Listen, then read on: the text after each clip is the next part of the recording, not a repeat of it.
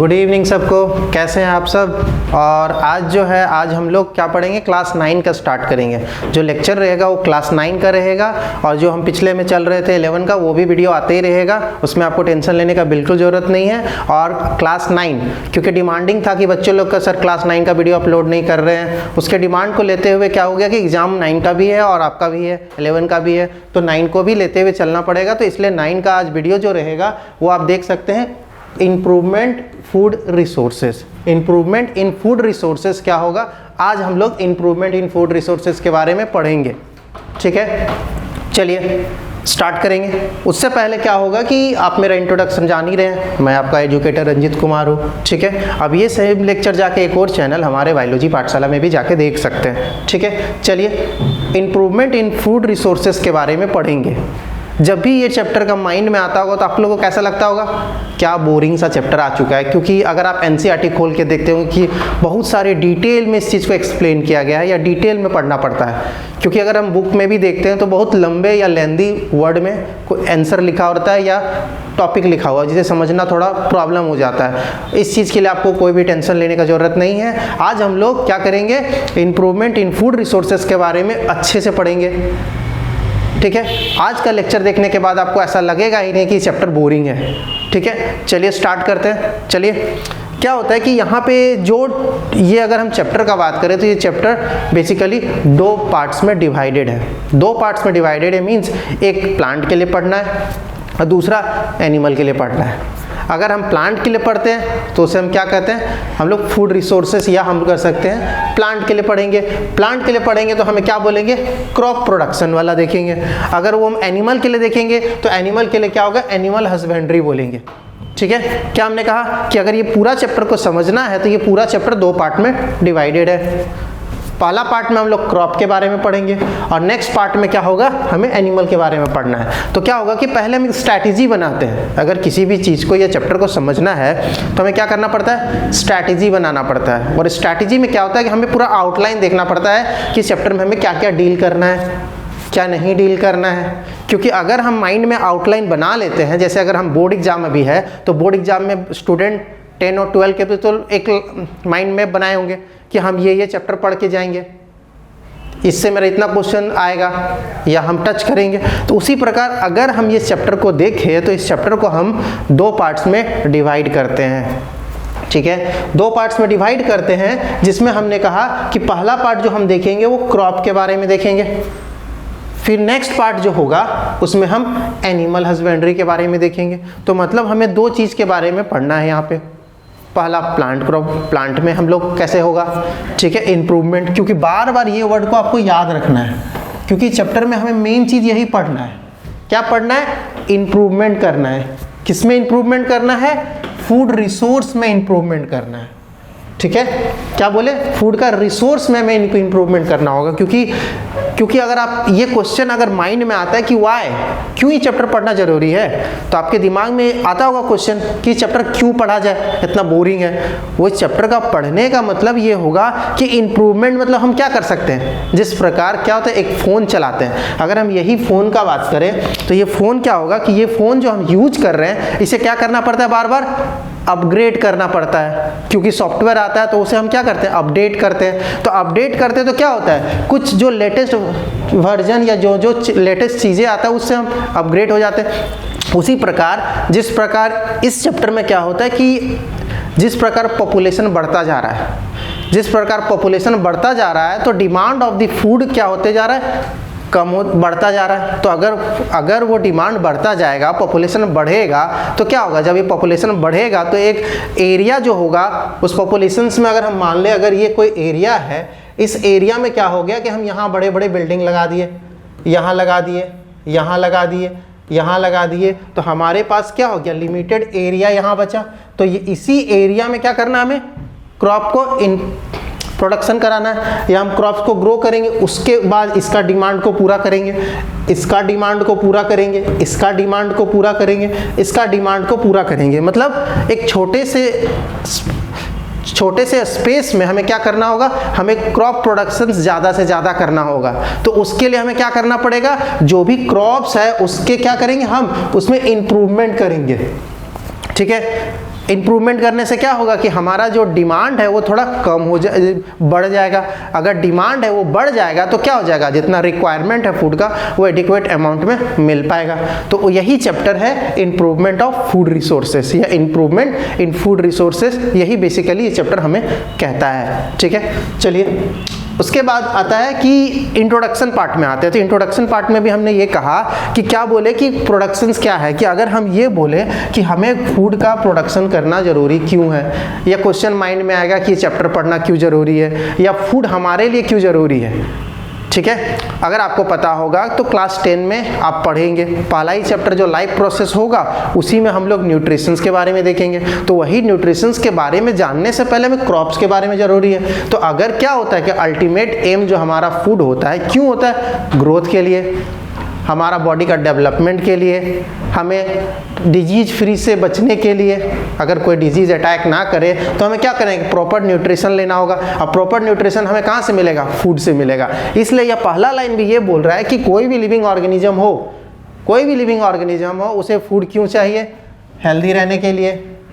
Next क्यों चाहिए, उसका ग्रोथ के लिए एंड डेवलपमेंट के लिए, कि अगर हमारा बॉडी क्या बोलते हैं, हेल्थ इज वेल्थ, अगर हम फिट हैं तो सब कुछ कर सकते हैं। तो यहाँ पे अल्टीमेट हमें फिट रहने के लिए क्या करना होगा, फूड का ज़रूरत होगा। और फूड का ज़रूरत होगा तो हमें फूड का ज़रूरत पता चल गया कि हमें फूड प्रोडक्शन या फूड का इम्प्रूवमेंट क्या है। फिर अगर हम बात करें तो फूड जो है, फूड प्रोवाइड, जो फूड होता है उसमें हमें न्यूट्रिएंट मिलता है। कौन कौन से न्यूट्रिएंट मिलते हैं, वो हमें मिलते हैं कार्बोहाइड्रेट्स, फैट्स, प्रोटीन्स या विटामिन्स या प्रोटीन्स या मिनरल्स हमें मिलते हैं। ये सारे हमारे क्या हैं, न्यूट्रिएंट है जो फूड से मिलते हैं। ये हमें कहे जाते हैं एक अच्छे स्रोत है जिसके द्वारा हमें क्या मिलता है, एक अच्छा खाना मिलता है। और टोटली ये सारे मिला को हम क्या कहते हैं, मिला के बैलेंस डाइट कहते हैं। ये इसमें क्या कभी लिखा है, बर्गर, पिज़्ज़ा, समोसा, जलेबी, ऐसी चीज़ें नहीं लिखे होंगे क्योंकि वो बैलेंस डाइट का पार्ट नहीं होता है। इसलिए आपको याद रखना होगा कि जो हमें फूड से क्या मिलता है, न्यूट्रिएंट मिलता है। कौन कौन से न्यूट्रिएंट मिलते हैं जो हमारे बैलेंस डाइट के लिए इंपॉर्टेंट होता है, जैसे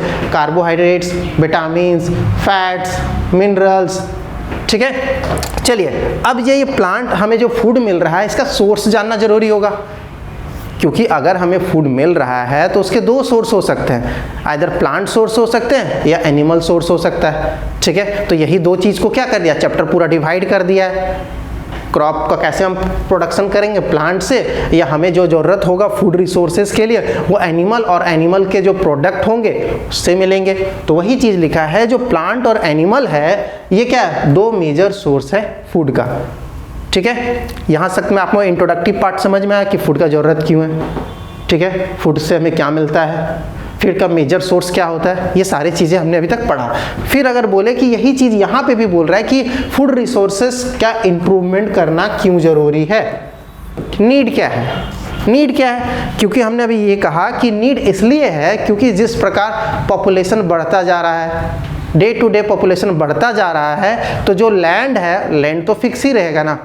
अगर कोई लैंड है उस लैंड में तो फिक्स रहेगा, लेकिन पॉपुलेशंस बढ़ने की वजह से क्या होगा, हम इंडस्ट्रीज, फैक्ट्रीज, बिल्डिंग्स क्या करते हैं, स्टैब्लिश कर रहे हैं। तो हमारा जो स्पेस है वो कंज्यूम होते जा रहा है। जो एग्रीकल्चर करने के लिए हमें जो स्पेस चाहिए होंगे वो स्पेस तो हमें मिल नहीं पाएगा क्योंकि वो धीरे धीरे कम होते जा रहा है। तो कम जगह में हम कैसे उसका डिमांड को पूरा कर सकते हैं, इसीलिए हमें क्या करना पड़ेगा, फूड को इम्प्रूव करना पड़ेगा। ठीक है, तो वही सारे इंपॉर्टेंट होंगे, यहाँ पे ज़रूरत होंगे। जो पहला चीज़ वही लिखा है कि क्या करना होगा, नीड इसलिए होगा ताकि हम न्यूट्रिएंट वैल्यू को बढ़ा सके फूड में। ठीक है, क्योंकि अगर आप जानते होंगे कि क्या आजकल में जो एग्रीकल्चर हो रहा है उसमें इतने एडिक्वेट अमाउंट में न्यूट्रिएंट पाए नहीं जाते हैं। क्योंकि अगर हम एंशियंट टाइम का बात करें, पहले के ज़माने में बात करें, तो क्या होता था, कोई भी केमिकल नहीं यूज होता था फूड का ग्रो करने के लिए। तो हमें एडिक्वेट अमाउंट में हर तरह का न्यूट्रिएंट एक पार्टिकुलर क्रॉप से या बोल सकते हैं प्लांट से मिलता था। लेकिन क्या कर रहे हैं, हम उसे डिमांड को ज़्यादा से ज़्यादा इंक्रीज करने के लिए हमें क्या कर रहे हैं, हम न्यूट्रिएंट यूज कर रहे हैं या बोल सकते हैं केमिकल यूज कर रहे हैं, फर्टिलाइजर्स यूज कर रहे हैं, पेस्टिसाइड्स यूज कर रहे हैं। उससे क्या होता है, उससे क्या होता है कि हम उसका इम्प्रूवमेंट करवा सकते हैं ज़्यादा से ज़्यादा। तो यहाँ पे पहला पॉइंट ये बोला है कि क्यों ज़रूरी है, ताकि हम क्या कर सकते हैं, उसका न्यूट्रिएंट वैल्यू को बढ़ा सकते हैं। क्योंकि हमें जिस प्रकार हर फूड में, हर प्लांट के फूड के प्रोडक्ट में क्या होते हैं, एक न्यूट्रिएंट पाए जाते हैं, जैसे कार्बोहाइड्रेट्स, विटामिन, फैट्स और मिनरल्स पाए जाते हैं। वो सारे चीज़ें जो पाए जाते हैं, इसमें क्या होगा, हर न्यूट्रिएंट में, हर तरह का क्रॉप्स में हमें न्यूट्रिएंट पाए जाएंगे। सारे चीज़ें आप पढ़े होंगे कि कार्बोहाइड्रेट्स का सोर्स क्या है, प्रोटीन्स का सोर्स क्या है, मिनरल्स का सोर्स क्या है, ये सारे सोर्स को आप प्रीवियस क्लास में पढ़ के आए होंगे। ठीक है, तो यहाँ पे अगर हम फूड का प्रोडक्शंस को इम्प्रूव करना चाहते हैं, क्यों करना चाहते हैं, क्योंकि जो पहला इंपॉर्टेंट ये है कि हम जो फूड का प्रोडक्शंस को इंक्रीज करने से पहला इंपॉर्टेंट ये होगा कि हम जो फूड में हम न्यूट्रिएंट का वैल्यू कम मिलता था, उस न्यूट्रिएंट वैल्यू को बढ़ा सकते हैं। पहला पॉइंट यही आपको एक्सप्लेन कर रहा है कि हम क्या कर सकते हैं, इंक्रीज कर सकते हैं nutrient value of the food में। नेक्स्ट पॉइंट बोलता है to keep the food and the crops free from the disease, क्योंकि आजकल क्या हो रहा है, डिजीज फैलता जा रहा है। सिर्फ डिजीज ह्यूमंस के लिए नहीं फैलता जा रहा, क्रॉप्स में भी होते हैं, जिसके वजह से क्रॉप्स का प्रोडक्शन जो होता है वो कम होते जा रहा है, क्योंकि डिजीज फैल रहा है। डिजीज की वजह से हमारा क्रॉप्स जो होते हैं वो डैमेज होते जा रहे हैं। ठीक है, और डैमेज होने की वजह से जितना एक फार्मर को इल्ड होना चाहिए, आउटपुट मिलना चाहिए, उतना मिल नहीं पा रहा है। तो हम क्या कर सकते हैं, अगर हम फूड का प्रोडक्शंस या फूड रिसोर्सेज को इम्प्रूव कर देंगे तो हमें क्या मिल जाएगा, हमें क्या हो जाएगा, हम एक न्यूट्रिएंट के फूड्स को या डिजीज फ्री प्लांट्स को प्लांट सकते हैं या फूड का रिसोर्सेज को इंक्रीज कर सकते हैं। नेक्स्ट चीज बोल रहा है to reduce the food product cost and increase the ability. क्या होगा, इसका मतलब ये हो गया कि अगर हम कोई प्लांट या कोई क्रॉप्स को इंक्रीज लार्ज नंबर में हम प्रोड्यूस करेंगे तो क्या हो जाएगा, प्रोडक्शन ज़्यादा नंबर में करेंगे तो क्या हो जाएगा, डिमांड फुलफिल हो जाएगा। अगर किसी का डिमांड फुलफिल हो जाता है तो उसका कॉस्ट ऑटोमेटिकली घट जाता है। ठीक है, क्योंकि अगर आप मान लीजिए, एक एग्जांपल समझ लिए, सिर्फ आईफोन फ़ोन ही चलता, ठीक है, अगर कोई आईफोन फ़ोन ही चलता तो क्या सबके लिए पॉसिबिलिटी था कि वो खरीद पाता, नहीं खरीद पाता। तो क्या हो गया कि उसका डिमांड क्या हो गया, उसका प्राइस बहुत हाई है। उसी प्रकार तो क्या होगा, हम लोग उसके लिए क्या हुआ, एंड्रॉयड फ़ोन आया। एंड्रॉयड फ़ोन आने की वजह से उसका कॉस्ट क्या हो गया, रिड्यूस हो गया, चीपर हो गया, जिसकी वजह से क्या हो गया, सब कोई खरीद पाते हैं। सेम इसी तरह यहाँ पे भी है कि अगर कोई फूड का प्रोडक्शन ज़्यादा से ज़्यादा हो तो क्या हो जाएगा, डिमांड फुलफिल हो जाएगा। जब डिमांड फुलफिल हो जाएगा तो कॉस्ट ऑटोमेटिकली घट जाएगा। तो वही चीज़ यहाँ लिखा है कि रिड्यूस कर सकते हैं, फूड के प्रोडक्ट जो हमें मिलेंगे उसके कॉस्ट को घटा सकते हैं और उसका एबिलिटी जितना है उसको बढ़ा सकते हैं। ठीक है, तो यहाँ तक हमने ये सीखा कि इसे नीड क्या है, ज़रूरत क्या है। ठीक है, चलिए अब थोड़ा सा आगे बढ़ते हैं। फिर यहाँ से है एनसीईआरटी ये कहता है कि to fulfil the need of the food to a geometrical growing populations the various practices involve. क्या हो गया कि हमने ये कहा कि जैसे जैसे पॉपुलेशंस बढ़ता जा रहा है, जिस प्रकार पॉपुलेशंस बढ़ता जा रहा है तो डिमांड क्या हो गया, और बढ़ता जा रहा है। तो हमें क्या करना होगा, फूड के प्रोडक्शंस को इम्प्रूव करना होगा, क्योंकि अगर फूड के प्रोडक्शंस को इम्प्रूव करेंगे तो क्या हो जाएगा, उसका डिमांड क्या होगा, हम थोड़ा उसका डिमांड को फुलफिल कर पाएंगे। तो वही चीज़ यहाँ लिखा है कि अगर हमको to fulfil the need of the geographical growing, अगर हम एक स्पेस में या बोल सकते हैं इस अर्थ में अगर हम उसका फुलफिल को डिमांड को पूरा कर सकते हैं, उसके लिए क्या करना होगा, साइंटिस्ट ने बहुत सारे रिवोल्यूशंस लाए, बहुत सारे चेंजेस लाए। वो चेंजेस के अभी हम देखेंगे क्या क्या चेंजेस लाए। पहला चेंजेस लाए blue revolutions, yellow revolutions, white revolutions, golden revolutions. ये सारे रिवोल्यूशंस आने से क्या हो गया, जो चेंजेस आया और चेंजेस की वजह से जो डिमांड था वो डिमांड फुलफिल होता गया। तो वही चीज़ें यहाँ लिखा है। सबसे पहला जो आया वो आया ग्रीन रिवोल्यूशंस। ठीक है, आपको इससे एक क्वेश्चन आ सकता है एमसीक्यू में एग्जाम में, क्योंकि आपको पता होगा न्यू पैटर्न में एमसीक्यू ज़्यादा पूछा जा रहा है। ठीक है, 20 मार्क्स का एटलीस्ट क्वेश्चन होगा, तो इससे आप एक या दो क्वेश्चन फिक्स कर सकते हैं। ठीक है, तो यहाँ बोल रहा है कि ग्रीन रिवोल्यूशंस क्या है। ग्रीन रिवोल्यूशन जो हम यूज करते हैं वो किसके लिए यूज करते हैं, हम लोग यूज करते हैं इंक्रीज द फूड प्रोडक्शंस के लिए।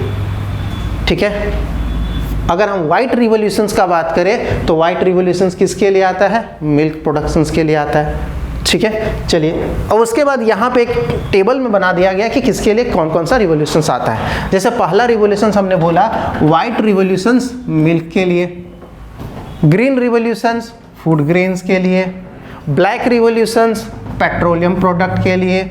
ठीक है। और राउंड रिवोल्यूशंस हम कर सकते हैं पोटैटोज के लिए, रेड रिवोल्यूशन हम कर सकते हैं टमाटोज के लिए।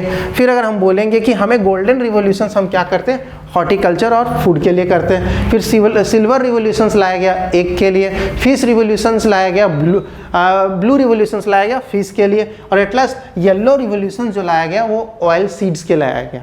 ठीक है, इतना तरह का रिवोल्यूशंस आया गया है, किसमें, इंडिया में लाया गया। किसके लिए, ताकि फूड का प्रोडक्शन जो डिमांड है उसको थोड़ा फुलफिल किया जाए, फूड का प्रोडक्शंस को इम्प्रूव किया जाए। तो हमने ये क्या कहा, हमने क्या, वाइट रिवोल्यूशंस वाइट मिल्क के लिए, येलो रिवोल्यूशंस ऑयल के लिए, ब्लू रिवोल्यूशंस फिश के लिए, रेड रिवोल्यूशंस टोमेटोज के लिए, गोल्डन रिवोल्यूशंस हॉर्टिकल्चर के लिए। इतने सारे हमने कहा। अब ब्लैक रिवोल्यूशंस क्या है, पेट्रोलियम के लिए। तो आप समझ चुके हैं। तो ब्लू रिवोल्यूशंस क्या होगा बताइए, अभी हमने पढ़ा ब्लू रिवोल्यूशंस फिश के लिए, ठीक है। येलो रिवोल्यूशंस अभी हम पढ़े किसके लिए, हॉर्टिकल्चर के लिए। गोल्डन रिवोल्यूशंस क्या है, फूड ग्रेन्स के लिए। ये सारे रिवोल्यूशंस लाए गए ताकि हम डिमांड को फुलफिल कर सकें। फिर आगे यहाँ तक हमने पढ़ लिया। फिर है, अब हम एनसीईआरटी पे आते हैं। ये इंट्रोडक्टिव पार्ट था। अब ये हम एनसीईआरटी पे आते हैं। तो एनसीईआरटी क्या बोलता है कि इम्प्रूवमेंट इन क्रॉप यील्ड को कैसे इम्प्रूव कर सकते हैं। तो सबसे पहले हम जानेंगे क्रॉप्स क्या हैं, कितने तरह के क्रॉप्स ग्रो होते हैं, इंडिया में कितने तरह के होते हैं, वो सारी चीज़ें देखेंगे। तो सबसे पहले क्रॉप्स क्या है, crops are the plant of the same kinds grow in large scale. क्या कहा कि क्रॉप्स क्या है, क्रॉप्स क्या है, एक प्लांट है, क्योंकि क्रॉप्स वर्ड हम प्लांट के लिए यूज करते हैं। और एनिमल हस्बेंड्री जो है, या हम कर सकते हैं एनिमल हस्बेंड्री, हम लोग एनिमल्स के प्रोडक्ट्स के लिए यूज करते हैं। तो यहाँ पे क्रॉप्स क्या है, क्रॉप्स एक प्लांट है जो कि हम एक सेम प्लांट को एक पार्टिकुलर जगह पे ग्रो कर सकते हैं, ठीक है, लार्ज स्केल में, ज़्यादा से ज़्यादा स्केल में उसे ग्रो कर सकते हैं, वो है हमारे पास क्रॉप्स। अब क्रॉप्स जो है उसमें हमें क्या होते हैं, टाइप्स ऑफ क्रॉप्स देखते हैं। टाइप्स ऑफ क्रॉप्स में क्या होता है कि सबसे पहले क्या हुआ, हमें दो बेसिस पे कर रहे हैं। सबसे पहला बेसिस है वो है न्यूट्रिएंट के बेसिस पे, ठीक है, कौन कौन से क्रॉप से हमें किस तरह का न्यूट्रिएंट मिलता है उसके बेसिस पे हम उसे डिवाइड करते हैं। पहला जो डिवाइड कर रहे हैं वो है सीरियल्स, दूसरा पल्सेस, तीसरा ऑयल यील्डिंग प्लांट्स, चौथा fibres, vegetable, spices and fruits के लिए। ये सारे पार्ट्स क्या है, न्यूट्रिएंट के बेसिस पे हम क्रॉप्स को यहाँ पे डिवाइड कर रहे हैं। तो चलिए स्टार्ट करते हैं। पहला पार्ट जो है वो है हमारे पास सीरियल्स। तो आपको पता होगा कि सीरियल्स जो लार्ज, इससे हमें क्या मिलता है, हमें कार्बोहाइड्रेट्स मिलते हैं। मतलब हम कह सकते हैं एनर्जी यील्डिंग फूड है या क्रॉप्स है। एग्जाम्पल आपको पता होगा कि व्हीट, राइस, मेज, ये सारे क्या है, एग्जाम्पल है जिससे हमें एडिक्वेट अमाउंट में न्यूट्रिएंट्स मिलते हैं, या बोल सकते हैं कार्बोहाइड्रेट्स के सोर्स है। कौन है, सीरियल से मिलते हैं। अगर हम पल्सेस के बोल दें तो पल्सेस से हमें प्रोटीन मिलता है। ये सारे पार्ट जो है वो एमसीक्यू के लिए आपके लिए बहुत इंपॉर्टेंट होगा, तो ध्यान से सुनेंगे। और इसके बाद आप क्या कीजिएगा, एक फ्लो चार्ट बनाइएगा, या इसी से आप एक नोट्स भी बना सकते हैं या प्रिपेयर कर सकते हैं। क्या बोला, पल्सेस से, जिसमें हम ग्राम बोलते हैं चना को, ब्लैक ग्राम बोलते हैं उड़द को, ग्रीन ग्राम बोलते हैं मूंग को, पिजन ग्राम्स बोलते हैं अरहर को। ये सारे आपको याद रखना होगा। कभी कभी मैच द फॉलोइंग में भी ये क्वेश्चन दे देता है। फिर ऑयल यील्डिंग में क्या होता है, हमें ऑयल यील्ड से हमें फैटी एसिड मिलता है, ठीक है, ये भी आपको पता होगा। फिर ये याद रखिए groundnut, castor, cotton, sunflower and coconuts इसके एग्जाम्पल होंगे। फिर है वेजिटेबल, स्पाइसेस या बोल सकते हैं फ्रूट्स, किससे किससे मिलता है, वो जिंजर, टर्मरिक और पीपर से मिलता है। ये क्या है, विटामिन्स मिलते हैं इससे, मिनरल्स मिलते हैं, कुछ अमाउंट में प्रोटीन्स और कार्बोहाइड्रेट्स में मिलते हैं। अब है फाइबर यील्डिंग प्लांट जो है हमारे पास कॉटन एंड जूट। ये चीज़ें आपको याद रखना है, जिसमें हमने क्रॉप को क्या किया, कुछ पार्ट में डिवाइड किया। किसके बेसिस पे, न्यूट्रिएंट के बेसिस पे डिवाइड किया। अब हम क्या करेंगे, सीजन के बेसिस पे डिवाइड करके देखेंगे, ठीक है। तो यहाँ तक आपको समझ में आ गया होगा। चलिए आगे बढ़ते हैं। फिर बोले, अब हम बोले कि सीजन के बेसिस पे अगर हम डिवाइड करते हैं तो हमारे पास दो तरह का क्रॉप्स आता है, खरी क्रॉप्स एंड रबी क्रॉप्स, ठीक है, एनसीईआरटी के अकॉर्डिंग, ठीक है। तो यहाँ पे खरी क्रॉप्स क्या होता है कि खरी क्रॉप्स को आप याद रखिएगा कि वो रेनी सीजन में ग्रो करते हैं, लगाते हैं, और रेनी सीजन्स में ग्रो करते हैं। इसका टाइमिंग रहता है जून से लेकर अक्टूबर तक, ये आप याद रखेंगे, ठीक है। अब क्या होता है कि इस जो ये प्लांट है खरी क्रॉप्स के लिए हमें एडिक्वेट या बोल सकते हैं लार्ज अमाउंट ऑफ वाटर जरूरत पड़ता है। अगर कोई प्लांट है, अगर आप देखे होंगे पैडी फील्ड को, तो पैडी फील्ड में क्या होता है, वो पानी में ही ज़्यादातर रहता है। तो मतलब अगर हमको पैडी प्लांट को ग्रो करना है तो हमें क्या करना होगा, एडिक्वेट या ह्यूज अमाउंट ऑफ वाटर देना होगा, सप्लाई करना होगा। ठीक है, तो क्या होगा, उसके लिए हमें जो यूज़ किया वो खरी क्रॉप्स यूज़ किए सीजन्स के बेसिस पे, कि खरी क्रॉप्स जो होता है रेनी सीजन में ग्रो होता है। कौन कौन से मंथ्स में, जून से लेकर अक्टूबर में। फिर क्या बोले, इसमें हमें लार्ज अमाउंट में वाटर का जरूरत पड़ता है, ये भी आप याद रखिएगा। एंड वाटर के साथ क्या चाहिए, हॉट कंडीशन चाहिए, क्योंकि इस आपको पता होगा जून, जुलाई, अगस्त, इसमें थोड़ा गर्मी भी रहता है। तो प्लांट को ग्रो करने के लिए हमें एडिक्वेट अमाउंट ऑफ सनलाइट भी चाहिए होगा, जिसमें क्या हो सकता है, हॉट मिले। ठीक है, ये हो गया। अब आपको याद रखना है, पैडी है, अरहर है, मूंग, मेज है, ठीक है, मेज है, कॉटन है, ये सारे क्या होते हैं, खरी क्रॉप्स। आप एग्जांपल में देखेंगे rice, corn, soybean, sugarcane, groundnuts और कॉटन, ये सारे क्या होते हैं, खरी क्रॉप्स के एग्जाम्पल होते हैं। क्या हो सकता है कि इसके लिए आपको क्या करना होगा, आपको ये याद रखना होगा कि ये कभी कभी एमसीक्यू में पूछता है, या मैक्सिमम टाइम ये क्या करता है, क्वेश्चन को डिफ्रेंशिएट करने देता है। What are the differentiate between kharif crops and rabi crops, या बोलता है right 3 difference between kharif crops and rabi crops. 3 point आप यहाँ से लिख सकते हैं। पहला पॉइंट में लिखेंगे रेनी सीजन में होता है, दूसरा में आप लिखेंगे कौन से मंथ में होता है, तीसरा पॉइंट आप लिखेंगे लार्ज अमाउंट ऑफ वाटर की जरूरत और सनलाइट का जरूरत पड़ता है खरी क्रॉप्स के लिए। चलिए, दूसरा एक और होता है रबी क्रॉप्स। रबी क्रॉप्स जो होता है वो समर के दिनों में ग्रो होता है, और समर का टाइम आपको पता होगा कि नवंबर से लिखा हुआ है अप्रैल तक। ठीक है, ये मंथ आपको थोड़ा याद रखना है, ऐसा नहीं कि समर है तो आप अप्रैल से स्टार्ट करेंगे। अब क्या स्टार्ट करेंगे, नवंबर टू अप्रैल होता है इसका ग्रोइंग करने का पीरियड होता है। ठीक है, इसमें क्या होता है, उतने अमाउंट ऑफ वाटर नहीं जरूरत पड़ते हैं जितने खरी क्रॉप्स में होते हैं, ना ही उतना सनलाइट का जरूरत पड़ता है। इसे क्या होता है, कोल्ड कंडीशन में ग्रो किया जाता है। जैसे आपको पता होगा व्हीट, पल्सेस, मस्टर्ड, ग्राम, पी, अभी जो चल रहा है, अभी हम कह सकते हैं, अभी क्या चल रहा है, जनवरी चल रहा है, तो जनवरी में आप क्या कर सकते हैं, ये खरी क्रॉप्स का सीजन है। ठीक है, मतलब ये क्या होता है, समर सीजन तो कहा जा रहा है, लेकिन एग्जैक्टली तभी तो विंटर ही है। तो यहाँ पे आपको ये याद रखना कि कौन कौन से क्रॉप्स ग्रो किया जाता है। जिसमें पहला है व्हीट, दूसरा है ग्राम, तीसरा है पोटैटोज, मस्टर्ड, ओट्स। चलिए अब आगे बढ़ते हैं। ठीक है, अब आगे बढ़ते हैं। तो यहाँ हो गया कि अब थोड़ा सा आगे बढ़ते हैं तो एनसीईआरटी में क्या लिखा हुआ है, क्योंकि हमने सारा नोट्स एनसीईआरटी से ही उठाया हुआ है या बनाया हुआ है। तो एनसीईआरटी में ये कहता है, since the 1960 to 2004 the total crops productions has been total crops production has been increased from time where only 25% increase in cultivated land has been seen।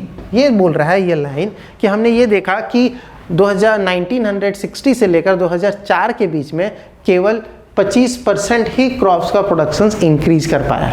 ठीक है, अब इसको क्या करना होगा, हमें इम्प्रूव करना होगा, क्योंकि प्रोडक्शन जरूरी हो गया ज़्यादा से ज़्यादा, तो हमें क्या करना होगा, उसे इम्प्रूव करना होगा। तो इम्प्रूव करने के लिए क्या हो सकता है, या this can be made possible, ये हम कैसे कर सकते हैं, पॉसिबल इम्प्रूव कैसे कर सकते हैं, या 25% से हम कैसे इंक्रीज कर सकते हैं। पहला पॉइंट बोला choice for good and health seeds, ये रखना होगा। Supplying the proper nutrient crops को देंगे तब हम इम्प्रूव कर सकते हैं। Protecting the crops and harvesting crops को बचाना होगा। ठीक है, ये सारी चीज़ें हैं जरूरी, ये सारी चीज़ें आपको याद रखना है। इससे भी कभी कभी 2 मार्क्स का क्वेश्चन पूछ देता है। क्या पूछता है, what is need, how to improve the improvement of the crops, कैसे इम्प्रूव कर सकते हैं या क्या करना होगा, कैसे करना होगा। तो यहाँ पे क्या है कि चॉइस हमें क्या करना होगा, गुड, हमें सबसे पहले अगर प्रोडक्शन इंप्रूव करना है तो हमें ऐसे सीड लेने होंगे, उसका सिलेक्शन करना होगा। फिर क्या होगा, उसका गुड और हेल्दी सीड लेना होगा, क्योंकि अगर हम डिजीज सीड ले लेते हैं तो प्रोडक्शन कैसे इंप्रूव होगा या डिमांड कैसे फुलफिल होगा। तो सबसे पहले हमें चॉइस ऑफ द सीड जरूरी होता है। फिर बोला supply of the proper nutrient for the crops, अगर हम सीड दे भी देते हैं तो क्या करना होगा, उस क्रॉप्स का या फील्ड में हमें क्या करना होगा, सब न्यूट्रिएंट उसे प्रोवाइड करना होगा। फर्टिलाइजर्स, पेस्टिसाइड्स, मैन्योर्स, ठीक है, ठीक है, ह्यूमस, ये सारी चीज़ें उसे प्रोवाइड करने होंगे क्योंकि वो इंपॉर्टेंट होता है। अगर हम क्या करें, आपको क्या करें, सिर्फ हम बुक खरीद के दे दें तो आप क्या उसको पढ़ समझ सकते हैं? ठीक है, या किसी का हेल्प ना ले उससे पहले आप नहीं समझ सकते, ठीक है, लेकिन आप समझ सकते हैं, लेकिन एक लिमिट तक समझ सकते हैं। उसके लिए आपको बियॉन्ड थिंकिंग के लिए किसी का सपोर्ट चाहिए होगा। उसी प्रकार यहाँ बोल रहा है कि अगर सप्लाई, अगर हम क्या कर रहे हैं, न्यूट्रिएंट को सप्लाई करेंगे तो क्रॉप्स ऑटोमेटिकली अच्छा ग्रो होगा, प्रोडक्शन ज़्यादा से ज़्यादा होगा, वही चीज़ बोल रहा है। फिर अगर हम क्रॉप्स को ग्रो कर रहे हैं तो हमें उसे प्रोटेक्ट करना पड़ेगा। ग्रोइंग या हार्वेस्टिंग का एक पार्टिकुलर सीजन होता है, उसमें हमें उसका इम्प्रूवमेंट करने होंगे। ठीक है, चलिए अब आगे बढ़ते हैं। फिर यहाँ से कहा to obtain the high yield from the farmland following 3 has been use, 3 system. अगर ये सारे चीज़ें को फुलफिल करना है तो 3 सिस्टम होते हैं, वो 3 सिस्टम को हमें पढ़ने हैं। पहला क्या करना होगा, हमें क्रॉप वैरायटीज को इम्प्रूव करना होगा, ये भी देखेंगे कैसे इम्प्रूव करेंगे। फिर दूसरा क्या करना होगा, क्रॉप प्रोडक्शन को मैनेज करना होगा। फिर क्या करना होगा, क्रॉप प्रोडक्शंस का मैनेज करना होगा। अब क्रॉप का प्रोडक्शंस को मैनेज करने के बाद उसे प्रोटेक्शन देना होगा, बचाना होगा। ये सारे 3 स्टेप जो हैं आपको पढ़ने हैं। ये सारे एनसीईआरटी के ही बात कर रहा है। तो यहाँ पे अगर हम बात करें तो पहला पार्ट में हम क्या करेंगे, पहला पार्ट बोल रहा है कि क्रॉप वैरायटीज इम्प्रूवमेंट, पहला पॉइंट है। उसमें क्या करना होगा कि first and foremost important step होता है, क्योंकि अगर कोई बिल्डिंग बनाते हैं तो उसका बुनियाद इंपॉर्टेंट होता है, बेस इंपॉर्टेंट होता है। ठीक है, क्योंकि अगर हमें नीट का या जेईई मेंस का तैयारी करना है तो हमारा बेस सबसे इंपॉर्टेंट पॉइंट होता है। अगर बेस मजबूत होता है तो हमें समझना और आसान हो जाता है। ठीक है, क्योंकि अगर आप बेस समझ के आएंगे तो आपको क्या होगा, हायर नॉलेज लेने में आसानी होगा, क्योंकि बेस आपका पास क्लियर है। तो सेम चीज़ें यहाँ बोल रहा है, अगर हमें क्या करना होगा, हाई एंड करना होगा क्रॉप्स को, तो हमें क्या करने होंगे, सबसे पहले हमें क्रॉप वैरायटीज़ को इम्प्रूव करना होगा कि जिस तरह के आप क्रॉप्स लगा रहे हैं उसका वैरायटीज़ को चेंज करें डिमांड के अकॉर्डिंग। सॉइल का डिमांड कैसा है, उस जगह का सराउंडिंग कैसा है, उस जगह पे पानी का सप्लाई है कि नहीं है, वो सारी चीज़ के लिए हमें क्या करना है, क्रॉप वैरायटी को इम्प्रूव करना होगा। ठीक है, फिर बोला कि सबसे इम्पॉर्टेंट स्टेप होता है ताकि हम इम्प्रूव कर सकें, क्योंकि क्रॉप वैरायटीज़ कैन भी हम लोग अलग अलग पर्पज से कर सकते हैं। सबसे पहले क्या होगा, हम अगर इम्प्रूव कर दें तो हमारा यील्ड सबसे ज़्यादा होगा, बेटर क्वालिटीज़ हम प्रोडक्शन कर सकते हैं। फिर बायोटिक और एबायोटिक रेसिस्टेंस बना सकते हैं। अगर इम्प्रूव करेंगे तो हमें क्या होगा, डिजीज़ फ्री से बचा सकते हैं, इंसेक्ट से या पेस्ट से बचा सकते हैं। फिर क्या होगा, better response to fertilisers, fertilisers का रिस्पॉन्स वो कैसा देता है क्रॉप, वो भी कर सकते हैं। ईजी मैच्योरिंग, प्लांट जो होता है वो उसका हम एक पार्टिकुलर सीजन रहता है, या हम एक पार्टिकुलर सीजन डिसाइड कर सकते हैं, या टाइमिंग फिक्स रहेगा जिसमें मैच्योर या फल का पकना या सब्जी का पकना आसान हो जाएगा। क्योंकि अगर वो आगे पीछे पकेगा, या बोल सकते हैं आगे पीछे वो रैपिंग होगा, तो उसमें क्या होगा, मार्केट में उसका वैल्यूज कम या ज़्यादा हो सकता है। क्योंकि जो पहला पार्ट जो आता है, जो पहला क्रॉप्स आता है, उसमें प्राइस बहुत हाई होता है। ठीक है, और जो बाद में आता है उसका प्राइस थोड़ा लो होते जाता है। आप मार्केट गए होंगे तो देखे होंगे, क्योंकि ये डिमांड के अकॉर्डिंग, अगर डिमांड है, अगर कम है प्राइस बढ़ेगा, डिमांड ज़्यादा है, वो फुलफिल हो जा रहा है तो प्राइस ऑटोमेटिकली घटेगा। इसके लिए भी हम कर सकते हैं।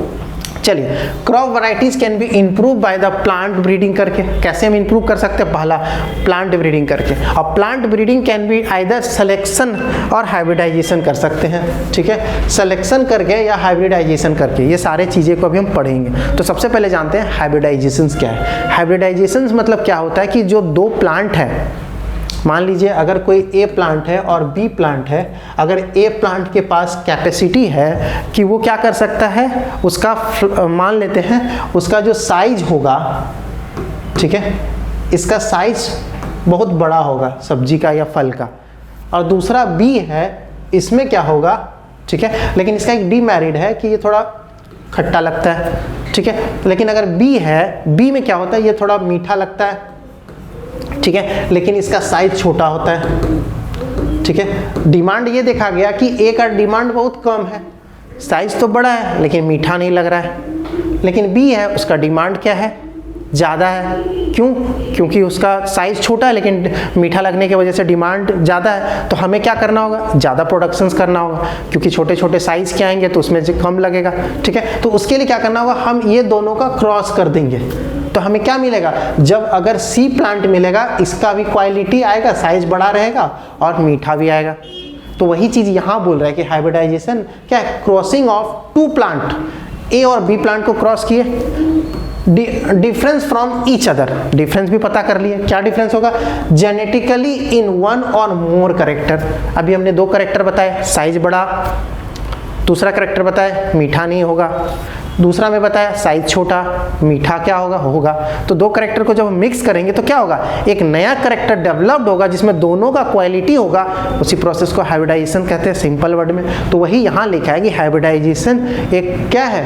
प्रोसेस है जिसमें क्रॉसिंग करते हैं 2 डिफरेंट प्लांट एक दूसरे से, किस में? जेनेटिकली, एक दूसरे के करेक्टर में। फिर बोलता है कि अगर हम hybridisation it is possible to combine all the good character. अभी हमने लिए 2 करेक्टर क्या था?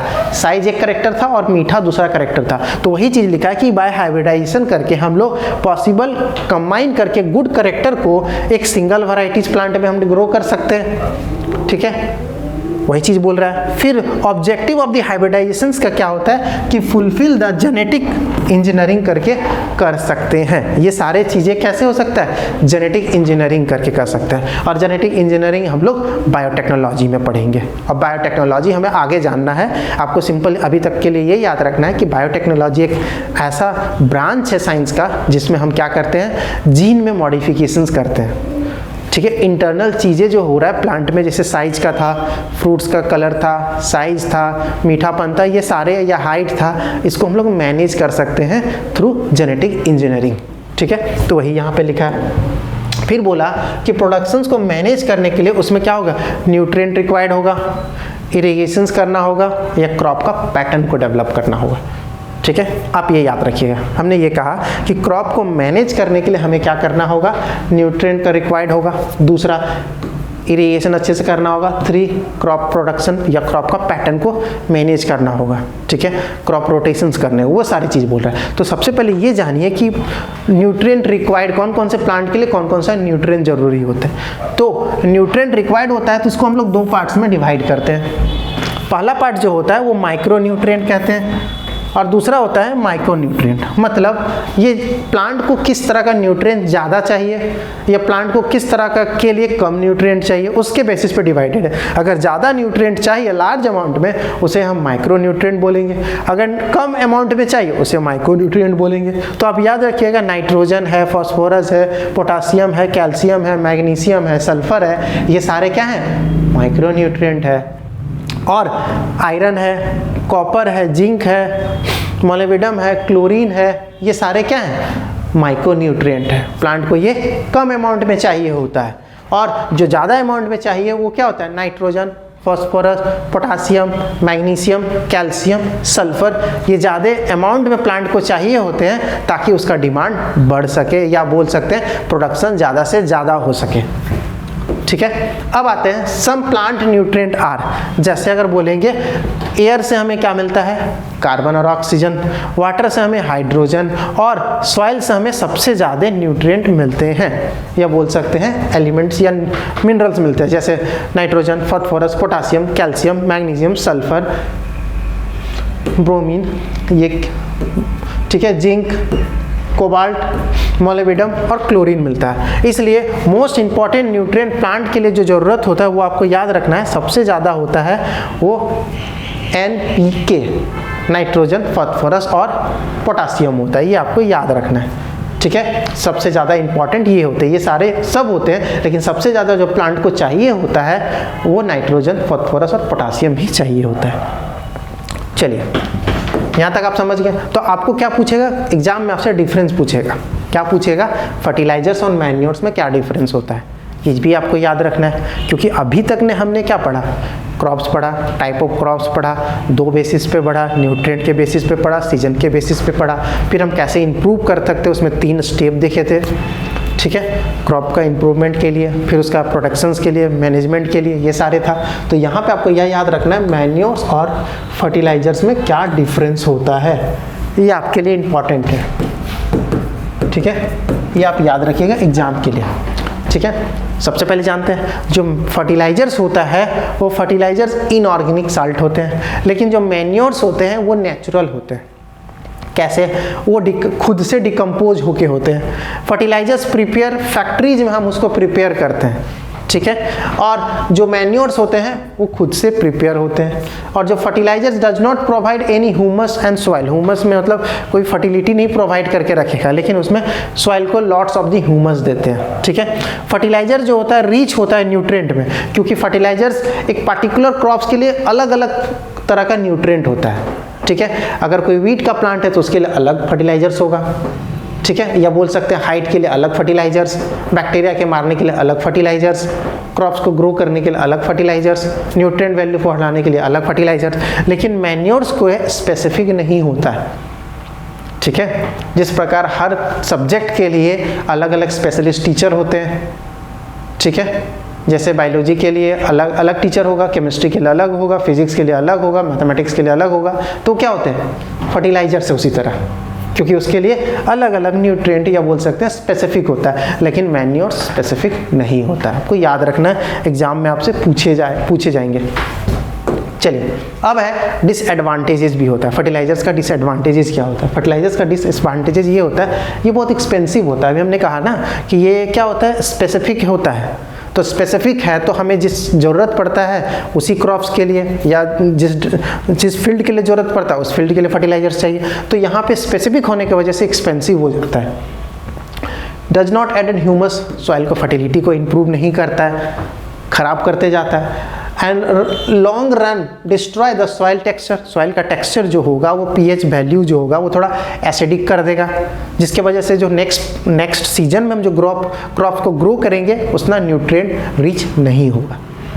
इसी के बेसिस पे अब अगर हम मैन्योर का बात करें तो मैन्योर दो होते हैं। ठीक है, तीन होते हैं, एक होता है फार्म इल्ड मैन्योर, एक होंगे कंपोज्ड मैन्योर और तीसरा होंगे ग्रीन मैन्योर। ये सारे पढ़ते हैं। जो फार्म इन मैन्योर होगा वो रोटेन वेजिटेबल्स और एनिमल रीयूज से बनेंगे, और दूसरा कंपोज मिनरल्स होंगे, ये रोटेड वेजिटेबल और एनिमल रिफ्यूज से बनेंगे, दोनों सेम से बनेंगे। और जो ग्रीन मैन्योर्स होंगे ये क्या हो गया, क्विक ग्रोइंग, कल्टिवेटेड और ploughed under the in crops into it, उसमें डाले हुए रहेंगे। कि मतलब ग्रीन मैन्योर्स मतलब अगर कोई फील्ड है उस फील्ड में क्या हो गया, उस फील्ड में क्रॉप इरिगेशन हो गया, धान का कटाई हो गया, या बोल सकते हैं अलग अलग उसको काट के हटा दिया, उसके बाद जो फील्ड में बच गए हैं, ठीक है, अगर ये मान लेते ये फील्ड है, इसमें हम क्रॉप्स को काट दिए तो इस तरह का जो बचा हुआ हो गया वो क्या होगा, धीरे धीरे डिकम्पोज होते जाएगा। अब धीरे धीरे डिकम्पोज हो जाएगा तो वो एक मैन्योर का काम करेगा। ठीक है, चलिए आगे बढ़ते हैं। तो वही यहाँ पे आपको याद रखना है। फिर है एडवांटेजेस, मैन्योर का यूज करने से क्या होगा, जो डिसएडवांटेजेस वहाँ फर्टिलाइजर्स कर रहा था यहाँ वो एडवांटेजेस करेगा। पहला क्या करेगा, enrich the soil with nutrient, nutrient को बढ़ाएगा सॉइल में, ऐसा नहीं होगा कि न्यूट्रिएंट वैल्यू को घटाएगा। फिर क्या रहेगा, to added the organic manure soil, improve texture, soil का टेक्सचर बढ़ाएगा, वाटर होल्डिंग कैपेसिटी बढ़ाएगा, और टू प्रोवाइड सॉइल ऑर्गेनिज्म, ये उसमें जो सॉइल में जो अर्थवर्म होंगे, लीच होंगे, उसको भी ये बना के रखेगा ताकि फर्टिलिटी बनता रहे। ठीक है, अब देखते हैं लिमिटेशंस क्या होता है। लिमिटेशंस क्या होता है मैन्योर का, मैन्योर का लिमिटेशंस ये क्या है कि it is volumetric and bulk, ज़्यादा यूज़ करना होगा। अब इसे स्टोर करना थोड़ा दिक्कत होता है, क्योंकि इसे हम थोड़ा सा नहीं स्पेसिफिक नहीं होने की वजह से उसे स्टोर करना, ट्रांसपोर्ट करना, हैंडल करना, अप्लाई करना थोड़ा ज़्यादा है, क्योंकि ये वॉल्यूमेट्रिक में स्पेस ज़्यादा ऑक्यूपाई करता है। ठीक है, मैन्योर्स आर रेडली स्लो, ये जो काम करता है ये बहुत धीरे काम करता है क्रॉप्स में। क्रॉप्स में इसका जो वर्किंग है वो बहुत धीरे करता है, जिसके वजह से क्या हो सकता है ना कि प्लांट में अटैक जो होगा बैक्टीरिया का, वायरस का, ठीक है, तो उस पर वो धीरे धीरे काम करेगा, जिसके वजह से क्रॉप का जो क्रॉप्स में डिजीज जल्दी लगेंगे। ये मतलब इसका वर्किंग कैपेसिटी स्लो है। ठीक है, लास्ट कह सकते हैं it is not nutrient specific, ये स्पेसिफिक होता नहीं है, क्योंकि सबके लिए हम खाद ही डाल देंगे तो वो स्पेसिफिक है नहीं। ठीक है, अब आगे बढ़ते हैं। अब है हमारे पास बायो फर्टिलाइजर्स, ठीक है। अब एक और होता है बायो फर्टिलाइजर्स में क्या करते हैं हम लोग, सॉइल के फर्टिलिटी को इंक्रीज करते हैं। कैसे? कोई ऐसे एनिमल्स होते हैं या बोल सकते हैं न्यूट्रिएंट जो हमें क्या करता है, लिविंग थिंग्स होते हैं जो क्या करते हैं, सॉइल के फर्टिलिटी को मेंटेन करते हैं, उसी को कहते हैं बायो फर्टिलाइजर्स। जैसे anabaena, nostoc, rhizobium, blue green algae, ये सारे आप पढ़ के आए होंगे, 7 क्लास 8 क्लास में पूछे होंगे, ठीक है, कि बायो फर्टिलाइजर्स क्या होता है। तो यही चीज़ है कि बायो फर्टिलाइजर्स हम यूज करते हैं ताकि सॉइल के फर्टिलिटी को मेंटेन कर सके। और सॉइल को फर्टिलिटी को मेंटेन करने के लिए क्या होते हैं, ये सारे एग्जाम्पल हैं, anabaena, nostoc, rhizobium, blue green algae, ये क्या करते हैं, क्रॉप प्रोटेक्शन से, या हम कह सकते हैं न्यूट्रिएंट बना के रखता है। फिर है हमारे पास इरिगेशंस। अब क्या करना होगा कि टेक्निक यूज करते हैं to provide water to the crops, ठीक है। अगर हमको वाटर, क्रॉप्स में अगर वाटर प्रोवाइड करना है, उस प्रोसेस को इरिगेशंस कहते हैं। और न्यू टेक्नोलॉजी में इम्प्रूव में क्या होगा, हमें ज़्यादा वाटर को वेस्ट नहीं करना होगा, क्योंकि डिमांड ऑफ वाटर इंक्रीज होते जा रहा है। अब जब डिमांड ऑफ वाटर इंक्रीज होते जाएगा तो उसे क्या करना होगा, फुलफिल, या हमें स्टोर करना होगा। तो स्टोर करना है या हमें उसे यूज कम करना होगा, उसके लिए हम क्या किए, फूड का प्रोडक्शंस को इम्प्रूव किए। तो उसके लिए हम क्या किए, इरिगेशन टेक्निक लाए, जिसमें हम क्या कर सकते हैं, कैनाल, पहले के ज़माना में reservoir, well and tube well use करते थे इरिगेशंस के लिए। लेकिन मेथड ऑफ इरिगेशंस में हम क्या कर सकते हैं, अलग अलग टेक्निक यूज करते हैं। जैसे होता है ड्रिप इरिगेशंस, पाइप ज़मीन के अंदर ही डाल दिए। फिर है सरफेस इरिगेशंस, ये देखे होंगे आप। फिर है सब इरिगेशंस कैनाल में। फिर है sprinkle irrigations, locality irrigations, manure irrigation और सेंट्रल प्लॉगिंग इरिगेशंस। ये सारे आप अपने अपने बुक में भी देखे होंगे। और यहाँ पे आपको ये याद रखना है कि कौन कौन सा टेक्निक होता है जिसके वजह से हम क्या कर सकते हैं, इम्प्रूव कर सकते हैं या इरिगेशंस का टेक्निक को बढ़ा सकते हैं, ठीक है। तो वही यहाँ पे लिखा है इम्प्रूवमेंट ऑफ इरिगेशंस। इरिगेशंस को इम्प्रूव करने के लिए हमने क्या किया, अभी जो टेक्निक बताया वही चीज़ यहाँ लिखा है कि irrigations water supply two elements. अगर हम इरिगेशंस करते हैं तो हाइड्रोजन और ऑक्सीजन प्रोवाइड करता है। मॉइस्चर अवेलेबल सॉइल जो होता है, अगर मॉइस्चर बना रहेगा सॉइल में तो वो क्रॉप जो होगा, सीड जो होगा, वो जर्मिनेट आसानी से करेगा। और क्या हो गया, water made available for the field by process irrigations का मदद से करेंगे, और एब्जॉर्ब करेगा न्यूट्रिएंट प्लांट का सॉइल से, ठीक है। अब इसके लिए क्या हो गया कि इरिगेशन सिस्टम लाया गया। इरिगेशन तो समझ गए, ठीक है। अब इरिगेशन सिस्टम आपको हम जस्ट अभी पीछे वीडियो में बताएं या डायग्राम में दिखाएं कि इरिगेशन सिस्टम में क्या करते हैं हम लोग, पानी का जो सप्लाई क्रॉप्स में करते हैं उसका पैटर्न को इम्प्रूव कर चुके हैं, ठीक है। और पैटर्न को इम्प्रूव कर चुके हैं, वही है इरिगेशन सिस्टम। मतलब ए डिजाइन इक्विपमेंट है, देखिए अभी की डिजाइन इक्विपमेंट है, टेक्निक है, ठीक है, जिसमें हम लोग सॉइल को वाटर प्रोवाइड करते हैं। अब applying the irrigation water refresh, उसे इरिगेशन सिस्टम कहते हैं। अब इरिगेशन सिस्टम क्यों जरूरी है, ताकि हम मिनिमम वाटर का यूज करें जितना ज़रूरत है और वेस्ट होने से बचाएं। फिर क्या बोला, शुड भी इनएक्सपेंसिव, ज़्यादा खर्चीला होता नहीं है और इकोनॉमिकली जस्टिफेबल होता है, ताकि वाटर का डिमांड बना रहे। अगर स्टोर करके रखेंगे तो आगे क्रॉप्स के लिए ज़रूरत पड़ेगा। फिर है टाइप ऑफ इरिगेशन सिस्टम, अभी हमने बताया इरिगेशन सिस्टम में कैनाल इरिगेशन जो एनसीईआरटी बोलता है, well irrigation, river well system है। फिर है हमारे पास क्रॉप का पैटर्न। क्रॉप का पैटर्न में ये याद रखिएगा, हम लोग अगर हमको न्यूट्रिएंट बना के रखना है, बायो फर्टिलिटी मेंटेन करके रखना है, तो हमें क्या करना होगा, हमें क्रॉप का पैटर्न को इम्प्रूव करना होगा। पहला क्या करना होगा, मिक्स क्रॉप करेंगे, अभी बताएंगे क्या होता है, इंटर क्रॉपिंग क्या होता है, और क्रॉप रोटेशन आप पढ़ते आए हैं। तो मिक्सिंग क्रॉप में हम ये करेंगे कि 2 या 2 से ज़्यादा अलग अलग क्रॉप को सेम फील्ड में, लैंड में हम ग्रो करवाएंगे। जैसे मेज के साथ उड़द को करो, राइस के साथ ज्वार और मेज को करो, और वीट के साथ मस्टर्ड को करेंगे, ठीक है। क्यों ऐसा करेंगे, क्योंकि मान लेते हैं जो मेज के लिए, ठीक है, जो मेज के लिए मान लीजिए नाइट्रोजन, फास्फोरस और पोटासियम जरूरत होगा, तो उड़द के लिए उतना ही जरूरत होगा।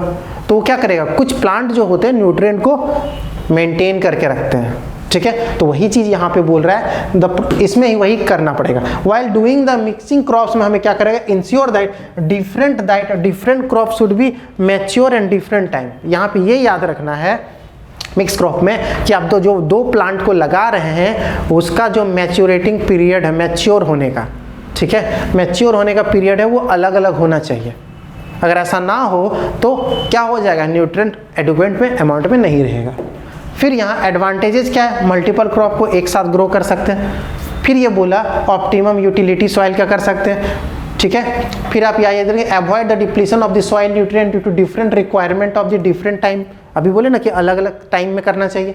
फिर है मिनिमाइज द पेस्ट का डैमेज होने से बचा सकते हैं और ज़्यादा से ज़्यादा इल्ड हो सकता है, इसके लिए हम क्या करेंगे, मिक्सिंग क्रॉप का ज़रूरत पड़ता है। फिर है हमारे पास इंटरक्रॉपिंग। इंटरक्रॉपिंग में क्या होगा, 2 या 2 से ज़्यादा क्रॉप्स को करेंगे साइमल्टेनियसली इन सेम फील्ड में करेंगे, लेकिन डिफरेंट पैटर्न में करेंगे, ठीक है। और डिफरेंट पैटर्न में यहाँ पे आप डायग्राम देख सकते हैं, एक क्रॉप है, दूसरा है, एक है, दूसरा है, तो क्या कर सकते हैं हम, पैटर्न को इंक्रीज कर सकते हैं, पैटर्न को चेंज कर सकते हैं, ठीक है। वही चीज़ यहाँ पे बोल रहा है, जिसमें पहला जो है a few rows of the crops alter few rows of the second crops, एक को छोड़ के एक, वही डायग्राम में हम दिखाएं।